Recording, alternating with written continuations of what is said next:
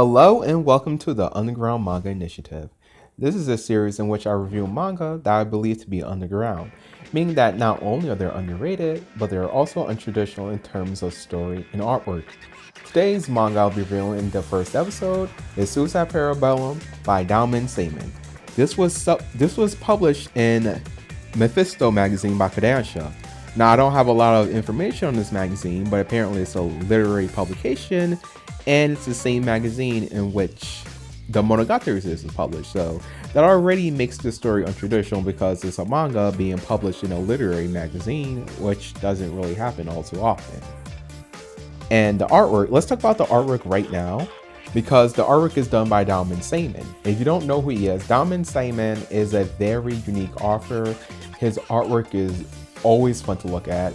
It resembles American comic books in the sense that it uses minimalistic artwork and uses nice shading to give it that cool style. Apparently the artist is inspired by American comics, particularly Hellboy, and you can see it when you read the manga. It's really fun to look at. What else can I say about it? So I've been a long fan of him ever since I came across his manga that he did called Nickelodeon, which was an anthology series that had a lot of surreal stories to them. When I tell you that his storytelling is very just outside the box and out there, he's on his own playing field. I love him because of that. He reminds me of Hiroyuki Imaishi, the anime director, because of how unique and bizarre both of them are. I love the both of them, and Daoman is probably one of my favorite artists for his style alone. But let's get to the story. Suicide Parabellum tells the story of Chihaya as she travels through multiple worlds in search of her beloved Oka. These worlds include Yakuza hostage situations, trains with no destination, algorithm recitals, and much more. Oka is a mysterious girl who always makes sure Chihaya doesn't catch up to her by running away and committing suicide.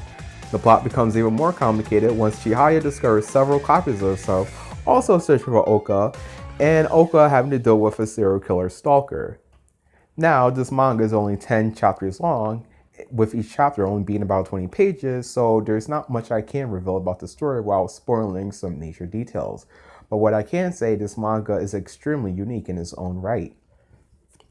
Every chapter, Oka goes to a different world in which she tries to rescue Oka, but always fails. I mentioned earlier that Oka commits suicide, but that's not technically the case. As you can see on the screen right now, Oka buys this gun called the Suicide Parabellum, which when the bullet is shot inside your head, the bullet spins around inside your brain until it gets in the center, leaving the victim in a state of neither life or death. For some reason, this doesn't kill Oka this doesn't really affect Oka whenever she uses it on herself. She's still able to walk around and go to other worlds, and Chihaya still has to rescue her. It is explained why this is possible, but again, that's a major spoiler, which I will not reveal because I do want you to read this manga for yourself and go on this crazy train ride, because this manga is like nothing else I have seen before. It's 10 chapters long. It's a bizarre ride. Because it's so short, there's really not a lot of characterization. Chihaya is a really stoic type character. She's kind of like a samurai. She always uses her sword. She takes everything seriously. And the most comedic thing about her is that she's terrible at recognizing faces. She doesn't even recognize her own copies until later on. When she sees her copy, she just thinks it's a stranger. And that's when the other character, the only other reoccurring character in the story, has to tell her that's a copy. And who is this other reoccurring character? It's a drag queen. There's really not much to the drag queen story. They only get referred to as a transvestite, but they seem to be like the only normal character in the story. They always point out when something's weird is going on. They point out cliches and tropes that gets used in different types of stories, and that's why they're probably my favorite character out of everything. I kind of wish they had more screen time because I really did like the transvestite character. They were really interesting to look at. Really nice. So why should you read this bizarre manga? You should read it if you like surreal stories. Now, the reason behind these different worlds is there's a psychological reason behind why everything is happening. Is it a delusion? Is it a dream? Or is it something more? You'll have to read it to understand why all of this is possible. And if you do read this manga, please check out other Damen Seinen works. He's a brilliant author who always knows how to think of brilliant and bizarre stories.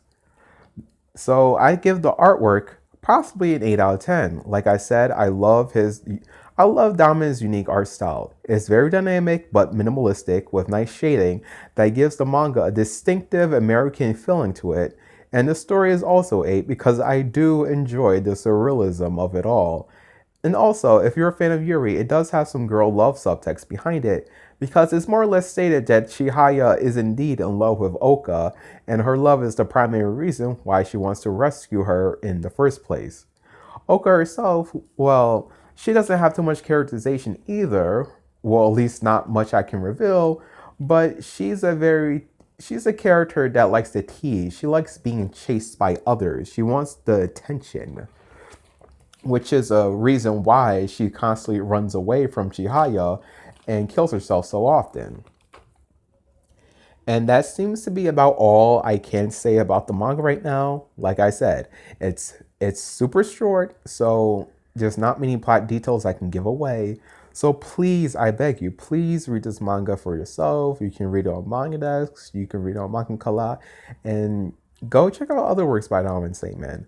He's an amazing guy. He's a cool dude. You can follow him on Twitter and his Tumblr. I will leave the links down in the description below. Check him out. He's a cool dude. And please watch out for more episodes of the Underground Manga Initiative. This has been Dice Runkus, and see you guys next time.